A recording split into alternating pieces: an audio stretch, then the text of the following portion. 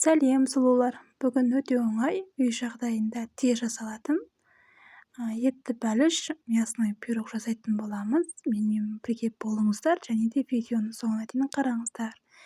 Және де тіркеліп лайк басып кетіңіздер. Ең алдымен бізге айран керек болады, қопсытқыш, тұз және де сары май, пампушка да болады. Және де ұн керек болады. Менде барлығы өлшенген. Менде 180 грамм пампушка сары майымызды үй температурасында болу керек. Оның үстіне мен айранымды салдым. Төменде жазып кетемін қанша қосқанымның бәрін. Және де үстіне тұзымызды салып, қолымызбен жақсылап араластырып алатын боламыз.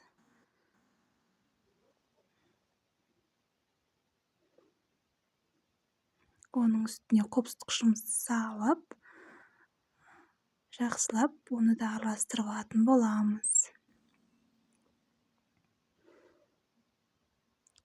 Оның үстіне ұнымызды салып, жақсылап, араластырып аламыз. Осылай ақырындап араластыратын боламыз. Өйткені қамырымыз өте жұмсақ болу керек. Мінекей біздің қамырымыз дайын болды. Оны холодильникке 30 минутқа тындырып қойып қоямыз. Өйткені қамырымыз тыну керек. Қанша тынса, соншалықты жақсы шығатын болады. Оның салмасына біз ет, картошка, пиязымызды салатын боламыз. Оны жазып кететін боламын төменде қанша салғанымды. Оны жақсылап, 4 бөлшек етіп турап, бәрін үстіне тұзымызды, сұйық майымызды салып, жақсылап араластырып, салмасын дайындап аламыз. Мінекей, көріп тұрғандарыңыздай менің салмам дайын болды.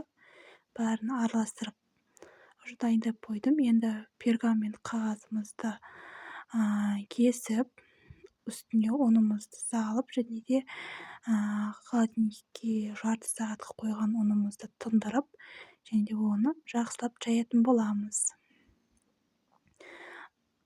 Мінекей, көріп тұрғандарыңыздай етіп, жақсылап, кішкене оқтаумен жақсылап жайып аламыз. Бір жасағаннан әдемі шығатын мясной пирог.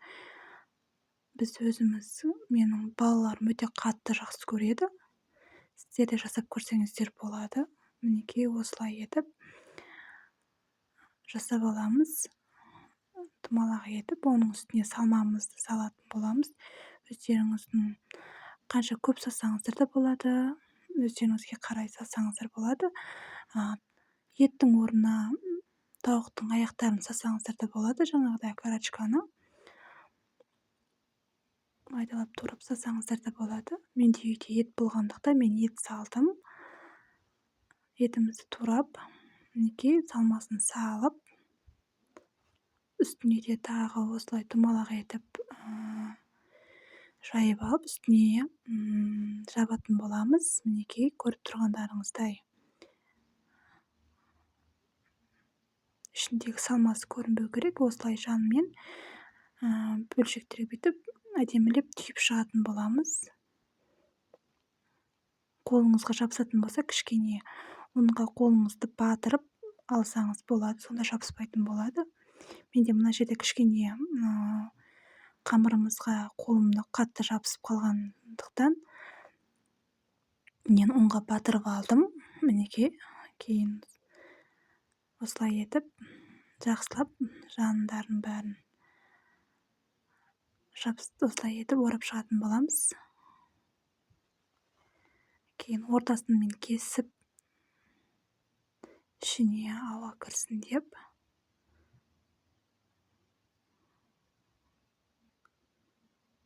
осылай кесіп аламын.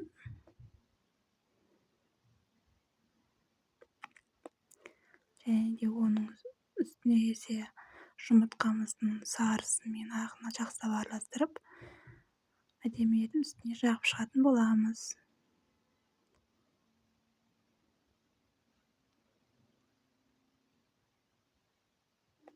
Міне, видеода көріп тұрғандарың етіп жақсылап жағып шықсаңыздар.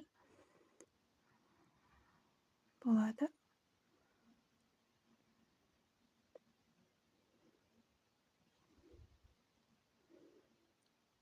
Мінекей біздің уже етті бәлішіміз уже дайын болды. Енді печкамызды жақсылап қыздырып алатын боламыз. Мінекей дайын. Оны мінекей уже салып, печімізді, менде әсел печка болғандықтан мен оны 130-140 градуста 30 минут, 35 минутқа мен пісіріп алатын боламын.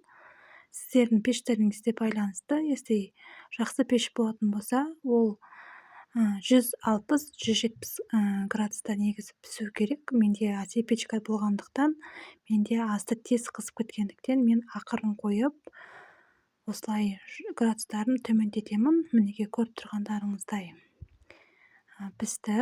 Кішкене алынуы, кішкене қаттылау болғандықтан, бұл піскеннен соң 1 сағаттан кейін кессеңіздер, прям жұмсақ, әдемі үлбіреп тұратын болады. Сіздер де жасап көріңіздер. Видео ұнаса лайк басып кетіңіздер.